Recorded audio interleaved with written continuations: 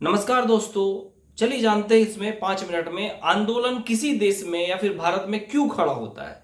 ठीक है। और एक ह्यूमैनिटीज के स्टूडेंट, आर्ट्स के स्टूडेंट को जब प्रशासन में, राजनीति में जो विशेषज्ञ लोग उतरते हैं तो कैसे वो देश को आसानी से संभाल लेते हैं। देखिए, जब 7वीं शताब्दी के आसपास भारत हिंदू राज्य था लगभग, ठीक है, तो उसके बाद अटैक होना शुरू हुए। गुप्ता पीरियड जब डिक्लाइन होने लगा तो बाहरी इस्लाम का अटैक होने लगा। ठीक है, मोहम्मद गजनवी, गोरी लोग आए, धीरे धीरे इस्लाम का प्रसार हुआ। फिर दिल्ली सल्तनत आई, फिर मुगल पीरियड आया, उसके बाद अंग्रेजों ने आया। ठीक है, फिर अंग्रेजों से खिलाफ हमने लड़ाई लड़ी और भारत देश आजाद हुआ। इस दौरान में कोई एक चीज बहुत था, तो वो था विरोध और विद्रोह। तो विरोध और विद्रोह के मूल क्या होता है, इस 5 मिनट के वीडियोस में आपको कॉन्सेप्ट क्लियर हो जाएगा। और सरकार जिसे बहुत हल्के में समझ रही है, चाहे वो सेंट्रल गवर्नमेंट है चाहे किसी भी स्टेट गवर्नमेंट हो, वो उनको पसीने छूट जाएंगे अगर इसका समाधान जल्दी नहीं किया गया तो। ठीक है, हमने क्या किया कि ब्रिटिश का विरोध क्यों किया। यहां पर 1857 का जो रिवोल्ट हुआ था भारत में, उससे पहले 1855-56 में यहीं पर आपका आंदोलन हो चुका था आदिवासियों के द्वारा। ठीक है, बिरसा मुंडा के द्वारा भी आंदोलन किया गया, जो अच्छा खासा व्यापक रूप में था, प्री प्लान्ड था। ठीक है, वेल ऑर्गेनाइज था, और इसीलिए संसद में उनकी तस्वीर भी है। तो आदिवासी सोचिए कि उनका एजुकेशन से दूर दूर तक नाता नहीं है, शहरी जीवन से नाता नहीं था, फिर भी एक संगठित आंदोलन कैसे खड़ा किया उन्होंने, और पसीने छुटा भी दिए थे उन्होंने ब्रिटिश को। तो देखिए, एक चीज अगर आप मूल में जाइएगा ना, तो प्रकृति में जो मनुष्य है, जैसे कि मैं हूं, चाहे जो वीडियोस देख रहे हैं, स्वतंत्र जन्म लेते हैं, स्वतंत्र वो मरते हैं।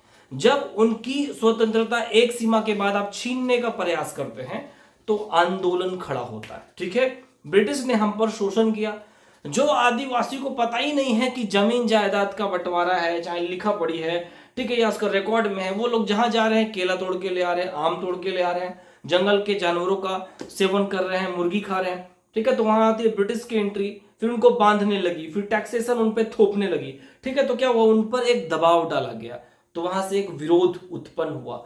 विरोध, आपको धमकाया गया, आप बर्दाश्त किए, फिर घुट कर आ गया, फिर धमकाया गया, फिर घुट कर आ गया।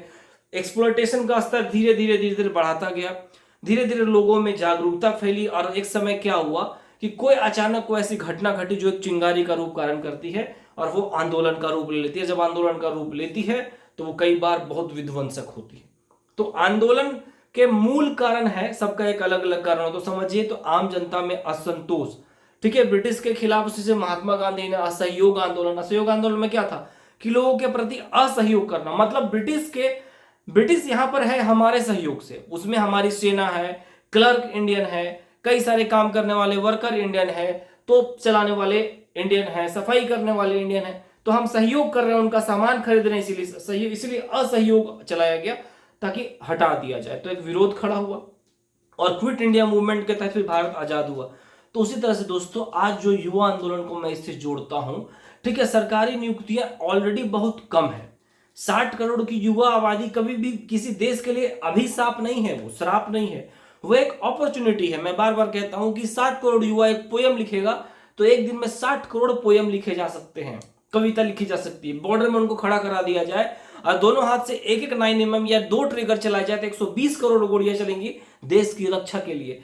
तो उसका क्या हुआ, हमारे नेताओं ने सही इस्तेमाल नहीं किया। अब सरकार की नियुक्तियां कम है, उसमें भी आप छेड़छाड़ कर रहे हैं। और छेड़छाड़ कैसे पता चला लोगों को कि एग्जाम के कट ऑफ मान लीजिए 100 में पहले 60-65 जा रहे हैं, अचानक क्या वो 85 जा रहे हैं। ठीक है, अचानक 85 जा रहे हैं। तो इस तरह से बहुत, या तो आंसर में छेड़छाड़ हुई हुई है, या फिर किसी को पहले क्वेश्चन का आंसर मिल गया, और जब ये जांच आया तो कई सारे एग्जाम में गड़बड़ियां पाई गई, नीट के एग्जाम में, झारखंड में, आयोग के एग्जाम में। तो इस तरह से अब सब लोग संलिप्त नहीं होते हैं, लेकिन जो तो है, अब जो लोग करते हैं तो वो लोग, लग रहा है कि लाखों बच्चे जो तैयारी करते हैं उनकी माँ की बद्दुआएं उनको कभी नहीं लगने वाली है। तो दोस्तों, दुआएं से बहुत लोग का अगर घर फल फूल जाता है, तो बद्दुआएं से बहुत लोग मिट्टी में विलीन भी हो जाते हैं। ठीक है, नहीं तो जो माया सिविलाइजेशन है, ठीक है, मिस्र की सभ्यता है, आज भी विद्यमान होती, जो राइज किया है उसका पतन होना ही होना है। तो युवा क्या है, असंतुष्ट है। ठीक है, दूसरी बात है कि टैक्स का मार, चीजें महंगा होना, हर जो युवा स्कूल कॉलेज जाता है वो बाइक को अफोर्ड करता ही करता है, बाइक यूज करता है। अब उसमें कुछ कुछ एथेनॉल की पॉलिसी, जिससे कि वाकई मैंने भी महसूस किया है माइलेज ड्रॉप हुए हैं। तो देखिए, आप टैक्स ले रहे हैं, एक बार दिया भूल गए, सामान खरीद के लाए, गाड़ी खरीदा आपने, एक बार टैक्स दिया, लोग भूल गए। लेकिन जो डेली की चीजें पे आपको डेली प्रेशर क्रिएट करता है ना, एक बार कोई 50,000 दिया उसके बाद टेंशन नहीं है, केवल लोग भूल भी जाते हैं।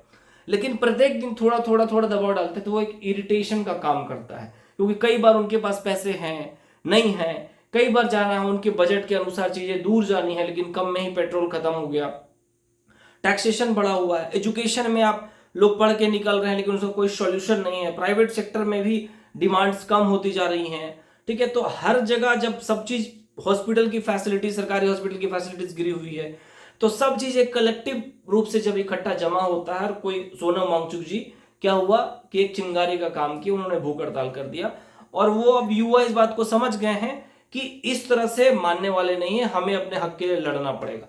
तो दोस्तों इसी तरह से जब किसी के मन में कुंठा, ठीक है, दबाव, एक्सप्लॉयटेशन ज्यादा महसूस होता है तो एक बार इकट्ठा होकर वो आंदोलन का रूप लेता है, चाहे वो घर हो, चाहे परिवार हो, चाहे वो देश हो।